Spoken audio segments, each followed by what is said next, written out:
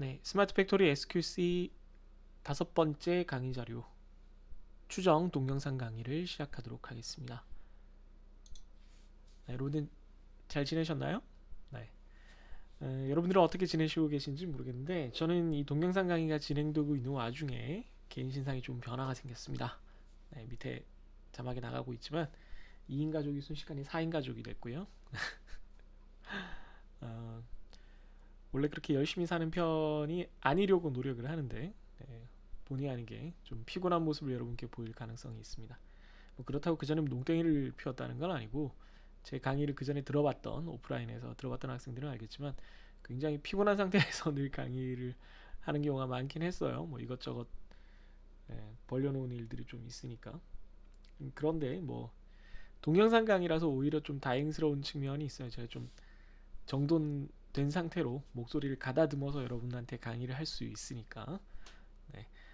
하루 중에 어떤 시간은 지금은 좀 꼴이 많이 아니기 때문에 여러분들께 그런 모습을 보이지 않기 위해서 노력을 하고 있습니다. 단정한 옷을 입고 왔어요.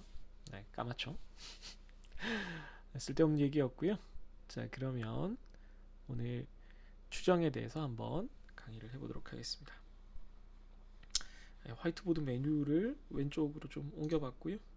뒤에 눈금을 좀 넣어봤습니다. 우선 추정과 검정에 대해서 우선 개념부터 먼저 얘기를 하죠. 추정은 뭐 영어로는 estimation이고요. 네.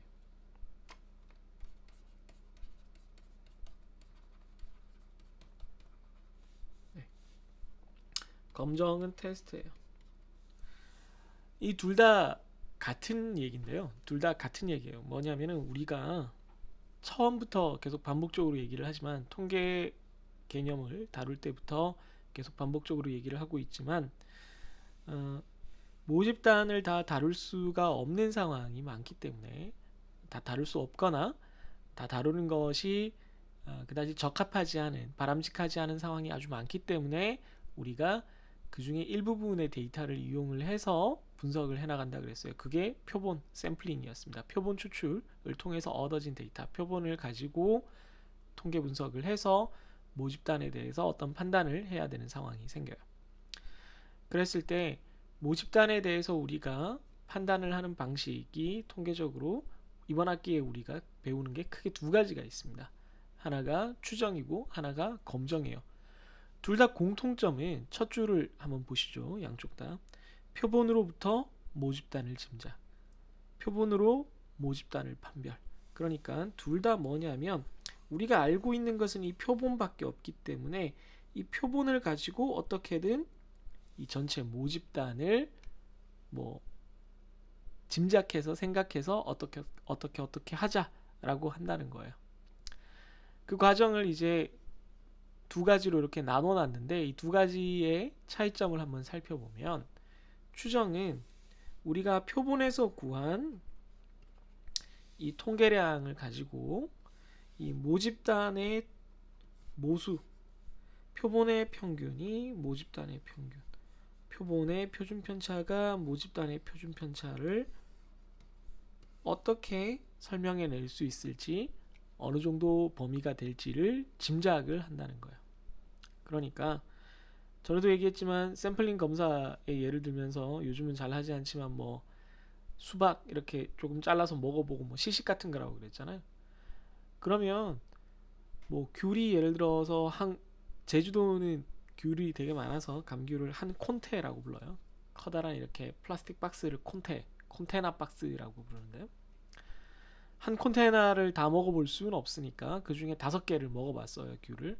그랬더니 엄청나게 맛있더라는 거죠. 당도가 높다. 그러면 표본의 평균, 내가 먹어본 5개 귤의 평균 당도가 이만큼 높으니까 모집단의 평균, 전체 콘테나의 귤의 당도가 이 정도일 거다라고 짐작을 할 수 있을 거라는 얘기입니다. 그게 추정이에요. 그러면 검정은 뭔가요? 검정도 거의 같아요. 나중에 다시 한번 자세하게 얘기하겠지만 그러면 내가 5개의 귤을 먹어봤더니 이 정도로 달더라. 그러면 모집단의 전체 귤의 당도가 이 정도가 될 거냐 안 될 거냐를 어떤 기준을 이렇게 선을 세워놓고 여기를 만족할 거냐, 여기를 넘을 거냐 안 넘을 거냐를 확률적으로 계산해서 판단해 보자 라는 겁니다. 죄송합니다.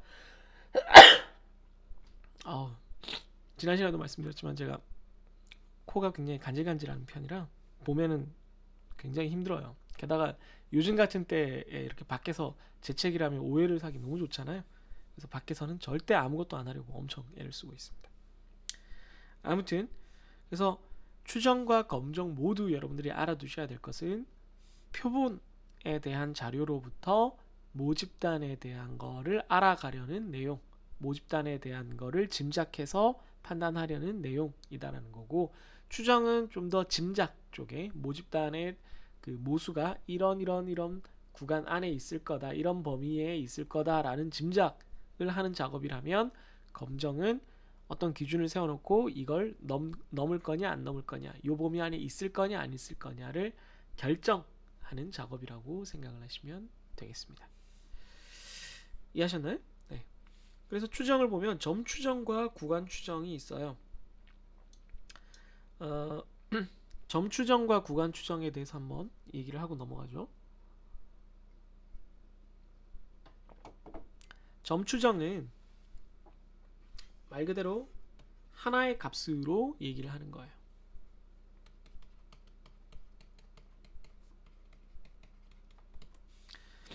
예를 들면 아까도 얘기했지만 표본의 평균이 예를 들어서 우리가 얘기하기 쉽게 아까도 그랬지만 귤의 당도가 브릭스가 예를 들어 20브릭스 정도 됐다. 20브릭스면 엄청 단 거는 아닌데 아무튼 20브릭스라고 하죠. 이게 당도의 단위예요. 당도의 단위. 그랬을 때 이제 모집단의 평균이 어느 정도 될 거냐, 그러니까 전체 귤의 당도가 어느 정도 될 거냐 우린 몰라요. 모르는데 그냥 점 추정하는 거는 아니 5개 꺼냈을 때 이 정도면 얘도 20이겠지 이렇게 생각하는 방식이 하나 있습니다. 이렇게 하는 방식의 장점은 좀 명확하죠.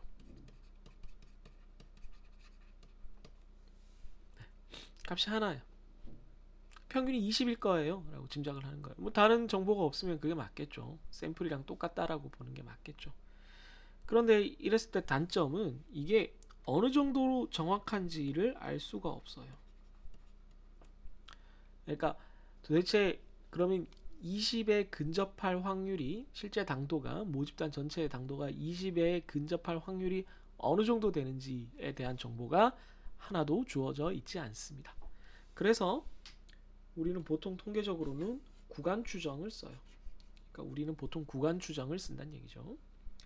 구간 추정은 일정한 범위와 확률을 줍니다. 요 정도 범위 안에 모집단의 평균이 있을 확률이 얼마다 이렇게 주는 거죠. 예를 들면 그냥 20이 아니라 20 앞뒤로 약간씩 벌어져서 예를 들면 18에서 22 브릭스의 범위에 있을 확률이 예를 들어 90%다. 이런 식으로 준다는 거죠. 그래서 범위도 주고 확률도 줘요. 이렇게 두 가지의 그 정보를 함께 주는 것이 구간 추정입니다. 그럼 구간 추정을 하는 이유는 방금 말씀드렸지만 이 정확도 개념이 들어가기 때문에, 똑같이 평균은 20으로 추정을 하더라도 어떤 자료는 샘플을 너무 적게 썼기 때문에 90%의 확률로 모집단을 추정을 하려고 했더니 범위가 굉장히 넓어야 돼요.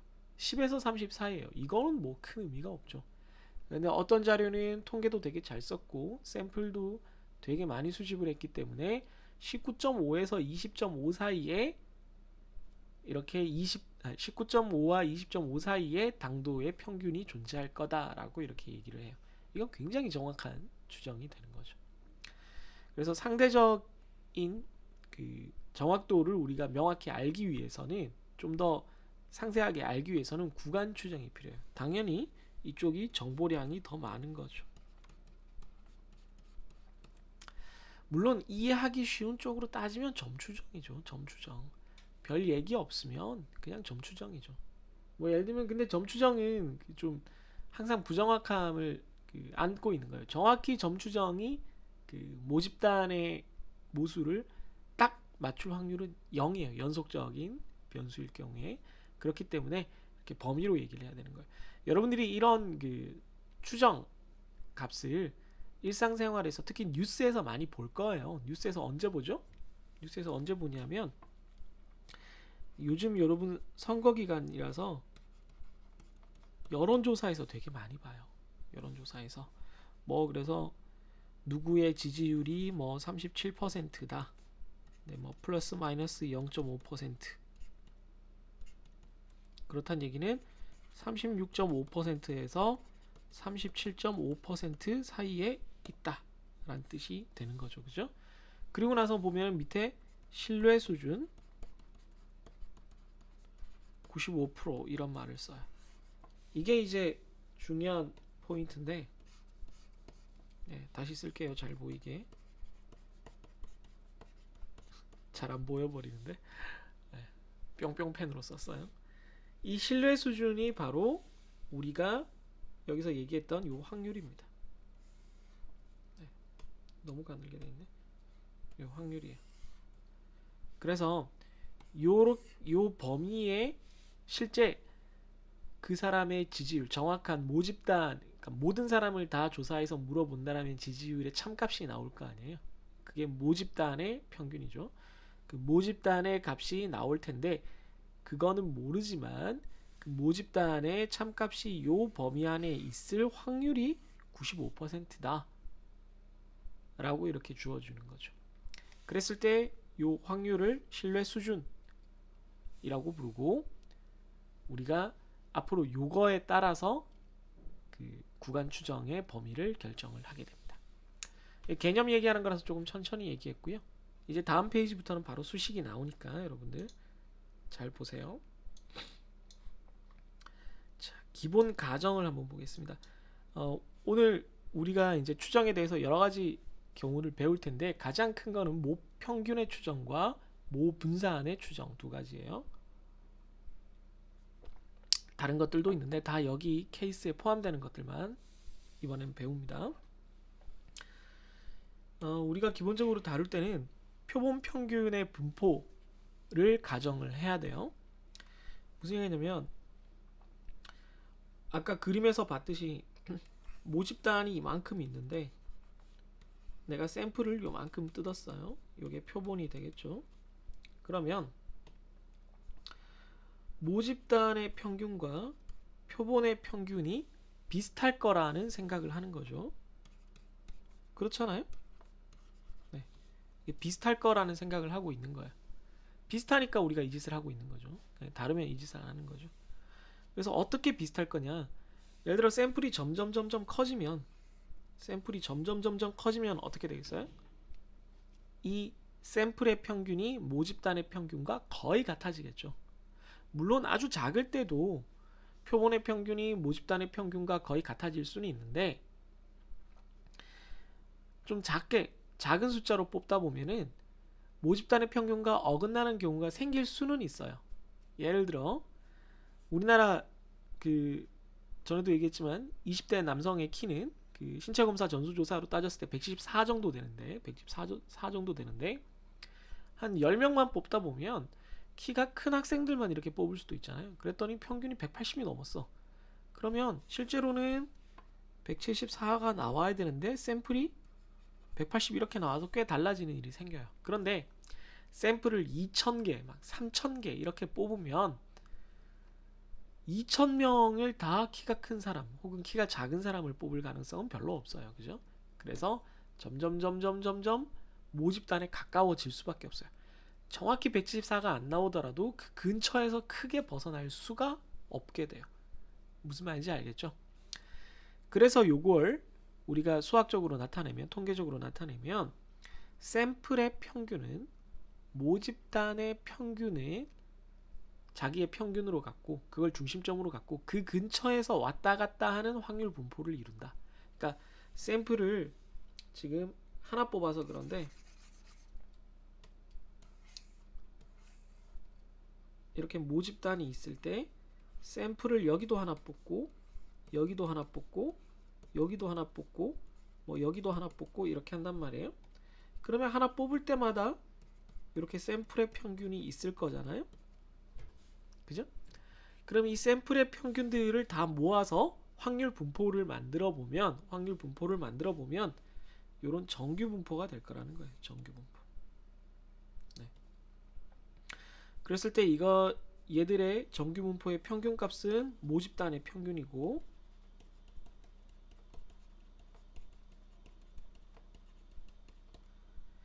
이 샘플 평균들의 표준 편차는 좀 특이해요. 요 시그마는 모집단의 표준 편차거든요.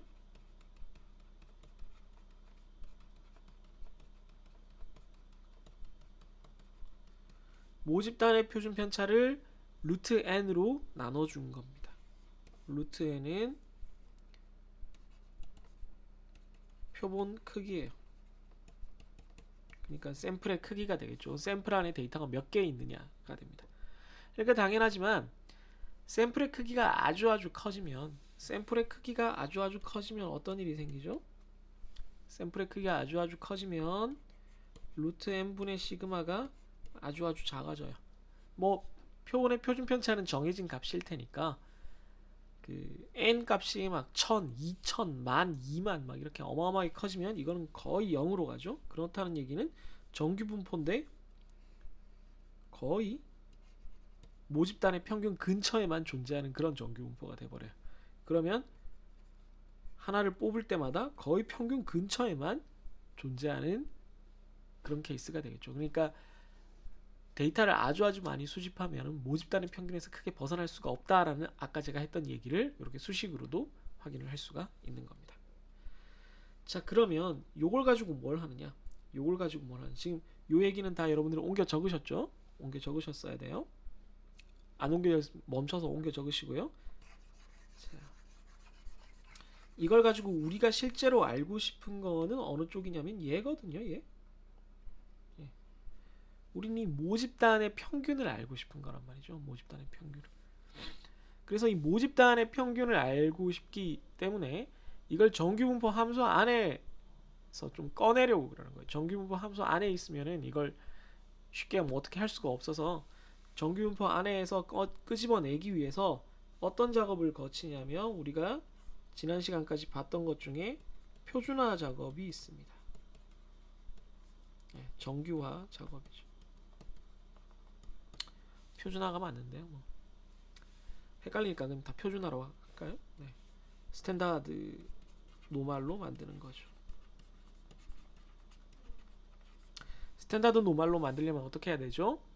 어떤 놈이 정규 분포를 따를 때 그 확률 변수를 자기 평균만큼 빼주고 자기 표준 편차만큼 나눠주면 그 결과는 표준 정규 분포를 따르는 놈이 된다라고 했습니다. 그러니까 지금 x바가 표본의 평균이 이런 정규 분포를 따르니까 그 평균을 빼주고요. 그런 다음 표준 편차 루트 n분의 시그마를 나눠주면 이 전체 값은 어떻게 된다? 무조건 표준 정규 분포를 따른다. 표준 정규 분포는 평균이 0이고 표준 편차가 1인 정규 분포고 뭐 다른 말로는 Z라고 표현하기도 한다라고 했었습니다. 이게 또 이제 태클 걸 학생들이 있을지 모르겠는데 G라고 읽는 게 맞는 거죠. 그죠? G라고 읽는데 G라고 읽으면 제 발음이 안 좋은 것도 있을 거고 학생들이 Z라는 말에 너무 익숙해져가지고 이거랑 자꾸 헷갈리니까 제가 자꾸 Z라고 읽어주는 거예요. 저도 압니다. 자, 그 표준 정규 분포에 이렇게 근사가 되면 좋겠는데, 근사가 아니라 딱 맞춰지면 좋겠는데, 데이터가 아주 많지 않은 경우에는 이게 표준 정규 분포에 딱 들어맞질 않고, 표준 정규 분포랑 조금 비슷하지만 약간 더 좌우로 뚱뚱한 분포가 있다 그랬어요. 그게 바로 T 분포였죠. 네, 그래서 요게 이 전체가 T 분포를 따르는 경우도 있습니다. 그래서 요걸 가지고 우리가 이제 잘 이용을 해서 요 뮤를 이제 요 뮤 값의 범위를 결정을 하는 거예요. 왜냐? 이제 나머진 다 알고 있어요. 표본의 평균, 루트 데이터 개수, 여기도 표본의 평균, S 데이터 개수를 다 알고 있다라고 했을 때 이 전체가 이런 확률 분포를 따르니까 그걸 가지고 우리가 뮤의 범위가 어디에 있을지 확률적으로 계산을 하겠다는 겁니다. 이해가 되시나요? 그래서 이걸 가지고 옆에 제가 어떤 추정을 하는 그 구간을 구하는 과정을 간단하게 한번 도식을 해봤습니다. 지금 표본 평균에서 모집단 평균을 빼고, 모집단 평균은 아직 몰라요. 얘는 모르는 상태입니다. 모르지만 모집단 평균을 빼고 루트 n분의 시그마로 나눈 요 z값이 표준 정규 분포를 따르고 있다고 해요. 그러면 g에다가 g의 0.05, 이거는 g의 5% 백분위수라는 얘기죠.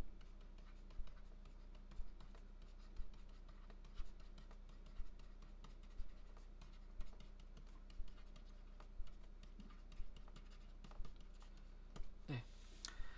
g값이 5% 백분위수보다 작을 확률은 5%다. 이건 뭐 당연한 얘기죠. 뭐 네, 정의 자체가 그거니까. 네, 어떤 값을 딱 잘라서 5%, 그 아래쪽이 5%가 되는 지점을 우리가 알고 있다는 거예요. 그럼 반대로 이 백분위수를 구하는 방법은 역함수 구하는 거라 그랬어요. 우리 지난 시간에 배웠지만 NORM 인버스 함수 쓰면 되는 거죠. 그래서 표준 정규 분포로 0.05의 인버스 값, 그래서 요걸 구할 수 있어요. 요걸 구할 수 있다는 거죠. 이런 식으로. 자, 그러면 그 값들을 구할 수 있다라면 0.05와 0.95의 값을 다 구할 수 있다는 얘기잖아요. Z에 대해서 0.05와 0.95의 값을 다 구할 수 있어요. 그렇다는 얘기는 표준 정규 분포 그래프를 이렇게 그렸을 때 우리가 여기다가 표준 정규 분포를 그린다라고 하죠. 이게 Z 표준 정규 분포라고 합시다. 네, 표준 정규 분포라고 했을 때 여기가 0이고 여기를 이렇게 잘라서 Z 0.05 이 값을 구할 수 있어요. 나중에 우리 같이 구해볼 겁니다. Z 0.95 이 값도 구할 수 있어요. 여기가 5%, 왜냐면 이 Z 0.95 왼쪽에 95%가 있다는 얘기니까. 그 다음 Z 0.05 여기 왼쪽에도 5%가 있어요. 그럼 이 가운데에는 몇 퍼센트가 있는 거예요? 네, 가운데에는 당연히 90%가 있겠죠. 양쪽으로 10%씩 뺐으니까. 맞나요? 네. 자, 이렇게 한 거를 그럼 요 범위 안에 우리가 90%의 확률로 모평균이 들어가게끔 추정을 하겠다라는 뜻이라서 그걸 우리가 나중에 보겠지만 신뢰 수준이라고 부릅니다. 90%라고 불러요. 근데 이거를 나중에 가설 검정에서의 유의 수준과 함께 쓰기 위해서 이 90%를 그대로 쓰지 않고 이 90%를 100%에서 빼준 것, 1에서 빼준 거를 씁니다. 그래서 1-알파로 해서 이렇게 씁니다. 알파 10%로 써요. 그러니까 90%는 조금 뭐 반복적으로 설명을 드리겠지만 이게 신뢰 수준이고 요 알파는 유의 수준입니다. 그러니까 서로 1 빼기로 같은 값이에요. 1만 빼주면 되는 값이에요. 자, 아무튼 요 Z0.05의 값을 알고 Z0.95의 값을 알고 있어요. 그죠? 이거 역함수로 그냥 구하면 되는 값이에요. 구하면 되는 값이고. 그래서 Z의 0.05와 Z의 0.95 사이에 이렇게 Z가 있다. 얼마의 확률로? 90%의 확률로. 90%의 확률로 이 안에 있다는 건 우리가 알고 있습니다. 이제 여기서부터 좀 자세히 써야 되니까 같이 한번 잘 보세요. 그럼 이 Z가 위에서 이렇게 정의가 되었기 때문에 그대로 집어넣습니다. 이해되나요? 네, 그대로 집어넣었죠. 그래서 다시 쓴 게 바로 그 아랫줄이에요. 네, 그대로 이렇게 집어넣었죠. 이제 우리가 알고 싶은 거는 뭐라고 했냐면 반복적으로 말씀드리지만 이 평균값이에요. 모집단의 평균값을 알고 싶다는 얘기거든요. 다른 거는 뭐 크게 관심이 없어요. 그럼 모집단의 평균에 대해서만 알고 싶기 때문에 얘만 가운데 두고 나머지는 다 쫓아내는 거죠. 혼자 있고 싶습니다. 다들 나가주세요. 이런 상황이 되는 거죠. 그럼 제일 처음에 어떻게 하냐면 이 분모를 제일 처음에 이 분모를 곱합니다. 다른 펜을 하나 쓸까? 뭐 형광펜으로 써볼까요? 네. 이 분모를 양변에 곱하면 루트 n분의 시그마 루트 n분의 시그마를 z에다 이렇게 곱했죠. 이해되셨나요? 그러면 뭐가 남냐면 가운데 x 마이너스 뮤가 남아요. 그죠? 가운데 x 마이너스 뮤가 지금 남아있는 상황입니다. 그죠? 그런 다음에 양변에다가 다 x를 어떻게 해야 돼요? 빼줘야 되죠. 좌우에다가 다 세 군데에다가 다 x 마이너스 뮤를 빼줘야 돼요. 이게 잘 이해 안 되시는 분들은 한번 해보세요. 세 군데에다가 다 마이너스 x 마이너스 뮤를 다 해줘요. 네. 그러면 가운데는 마이너스 뮤가 남죠. 그 상태에서 이걸 해결하려면 어떻게 해야 됩니까? 네.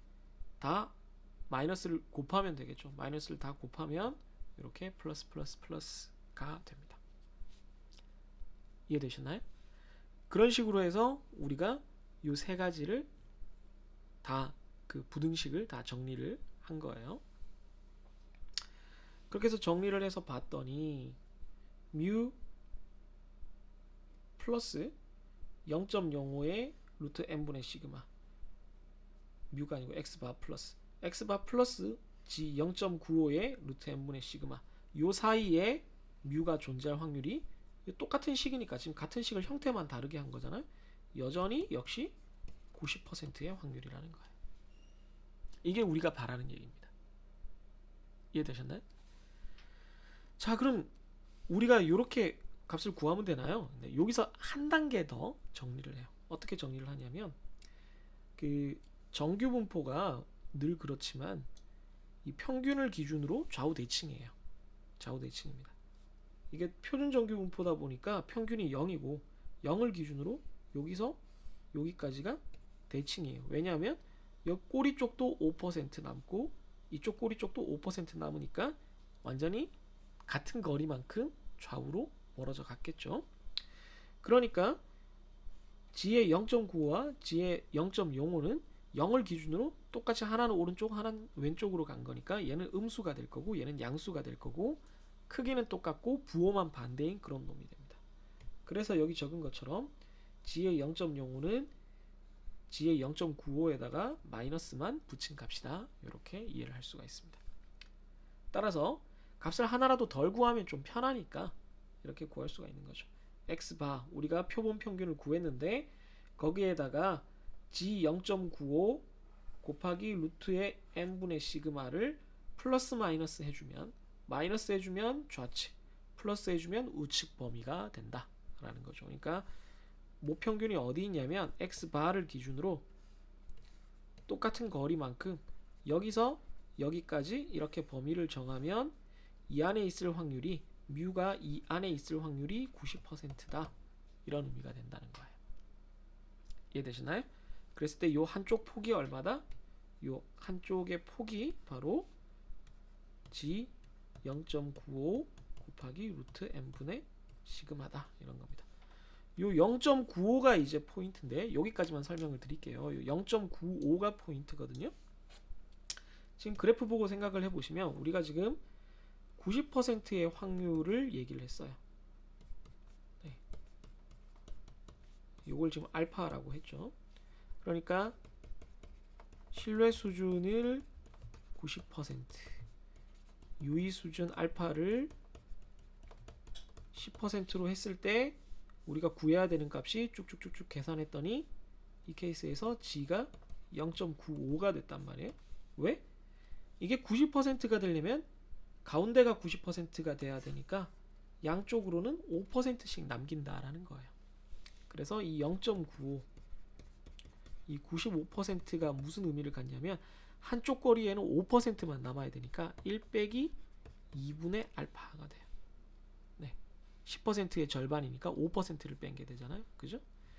그래서 만약에 그러면 다른 방식으로 생각을 해볼 수가 있죠. 만약 우리가 제일 많이 하는 신뢰 수준을 95%로 하겠다라고 하면 어떻게 돼요? 정규 분포를 그렸을 때 양쪽 꼬리에 얼마씩 있어야 돼요? 2.5%씩 남겨야 가운데가 95%가 되겠죠. 따라서 한쪽이 2.5%면 여기서 여기까지 다 한 Z값은 얼마가 되는 거죠? Z는 0.975가 됩니다. 왜냐하면 0.975는 97.5%인데 1 빼기 2분의 얼마예요? 5%가 되는 거거든요. 그러니까 5%의 절반을 빼준 겁니다. 이렇게 되는 거죠. 만약에 신뢰 수준 99% 같으면 Z는 어떻게 구해야 돼요? 0.995가 되겠죠. 99.5%까지를 해야 99%가 되겠죠. 남는 부분이. 이해하셨나요? 요 값, 요런 식으로 Z값들을 구할 수 있고, 요 Z값만 알면은 아까 본 것처럼 X바 평균에다가 우리가 표본 평균 구한 거에다가 플러스 마이너스 그 Z값 요 뭐 달라지겠죠. 루트 m분의 시그마 요렇게 해서 범위를 구할 수가 있다는 얘기입니다. 제가 가렸네요. 네, 이런 식으로 구할 수가 있다는 얘기입니다.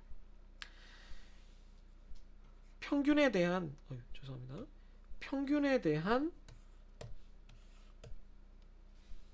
구간 추정은 요 틀을 전혀 벗어나지 않아요. 앞으로 우리가 여러 가지를 보게 될 텐데 항상 요 틀을 따라간다는 거. 이게 표준 정규 분포가 아니고 데이터가 부족할 때는 T 분포를 따라간다. 이런 정도만 기억을 해주시면 되고, 이게 표준 정규 분포가 아닌 T 분포로 바뀌는 경우에도 똑같아요. 다 똑같습니다. 이 형태만 기억을 해주시면, 그리고 이렇게 되는 이유만 기억을 해주시면 여러분들이 문제를 푸는데 아무런 지장이 없을 겁니다. 그럼 잠시 후에 이 이론 설명을 계속하도록 할게요. 이게 좀 차근차근 설명을 하려다 보니까 말이 좀 느려지고 동영상이 좀 길어졌는데 이해를 부탁드리고요. 저도 목이 좀 많이 요즘 잠겨가지고 그랬습니다. 잠시 후에 다시 돌아오겠습니다.